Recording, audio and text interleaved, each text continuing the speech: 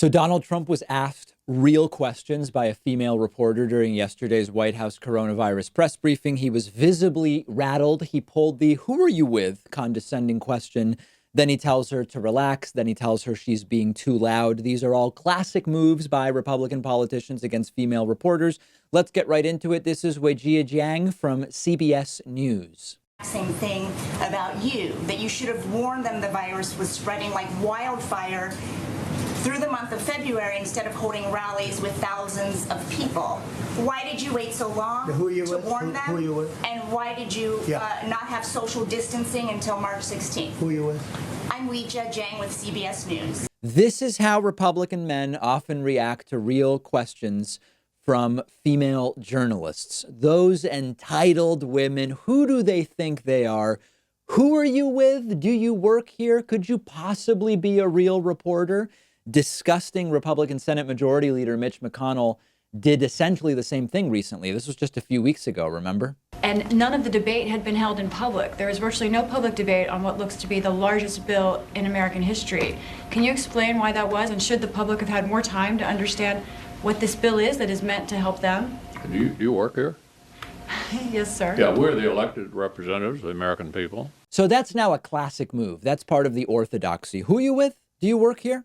So then this continues. And as Trump lies and doesn't answer Jiang's questions, she doesn't let him get away with it. And so then Trump pulls the relax card. Relax, sweetie. You're getting all worked up about what the men are doing in the room. Take a look at this. So if you look at what I did in terms of cutting off or banning China from coming in. Chinese nationals. But by the way, not Americans who are also coming from China. Nice and easy. Just relax. Nice and easy. Nice and easy. Just relax. This is not how Trump treats male reporters. This entire patronizing, supercilious behavior. And then the cherry on top is that Trump tells her to keep her voice down. I did know it. All I have to do is look. So you knew it. Anybody knew it. Just, are you ready? How many cases were in the United States when I did my ban? How many people had died in the United States? So do you acknowledge that you didn't think Keep your voice down, please. Keep your voice down. Did you not? How many cases were in the United States? I did a ban. Keep your voice down.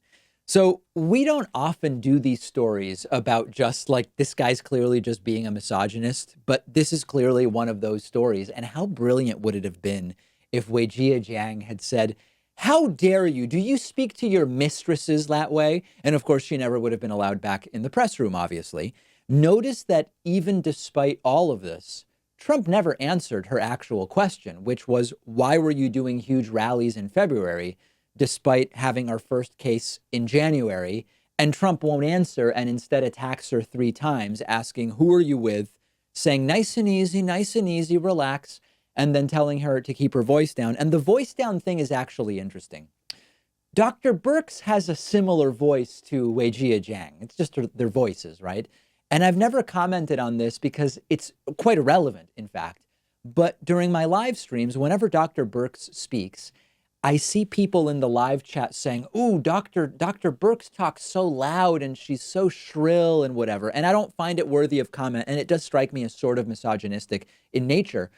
But that's what makes this all the more absurd here, that the problem is Weijia Jiang's voice. When Dr. Birx speaks with the same voice, the difference is when Trump says, keep your voice down, it's not actually about Jiang's voice. It's about the words and the questions that she's asking. And case in point, right-wing extremist network OAN, their reporters often have to yell from the back of the room because they don't actually have a seat at these press briefings. So they're yelling questions from the back. They just are asking softball questions. So Trump, instead of saying, keep your voice down, to the OAN reporters says, what a nice question. He's actually done it a bunch of times. It would have been just delightful to see another reporter say, Mr. President, or sir, as he likes to say, is it appropriate to tell a reporter doing her job to relax and keep her voice down? Or is that the exact patronizing behavior that has led to you giving mistresses 6-figure payouts to keep their mouths shut? Of course, that reporter also would have been kicked out of the room. Now, last thing on this, not to psychoanalyze this. But Trump seems like a guy who doesn't really have meaningful relationships with women, Melania Trump included, by the way, nor with his mistresses, as evidenced by giving them six-figure payouts. There seems to be an insecurity there with women where Trump becomes threatened by women who are assertive and confident, like Weijia Jiang, who also have the potential of making Donald Trump look really bad, which she did, by the way, effortlessly. And the whole point of Trump's answers is to make her seem like she's out of line, which she's not. And then in the end, the Trump supporters who were tricked by Trump into voting for him in the first place, they're posting all over the internet, the reporter is out of line and she's merely trying to embarrass the president. It's called doing journalism, and it really exposes Trump just being fundamentally threatened, essentially, by strong women who are not just cowering down and accepting a payout from Donald Trump, as so many women have done. End the psychoanalysis of Trump right there. Today's program was made possible in part by BetterHelp.com/Pakman. BetterHelp is an online service that gives you access to your own experienced, fully licensed therapist via phone, video, and text.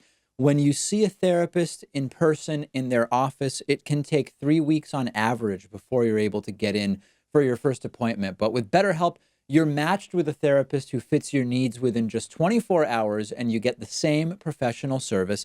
And the best part is that BetterHelp is less expensive than seeing a therapist in person as well. Plus, you will have totally unlimited access to the therapist. You can talk to them whenever you want on your phone or computer. And because BetterHelp believes in what they do, they also have a full money-back guarantee. If you're not happy with the service, you'll get a full refund, no questions asked. All of their therapists go through an extensive vetting process and are required to have at least 3 years of experience before joining BetterHelp. So you know you're getting someone who's fully qualified to help you.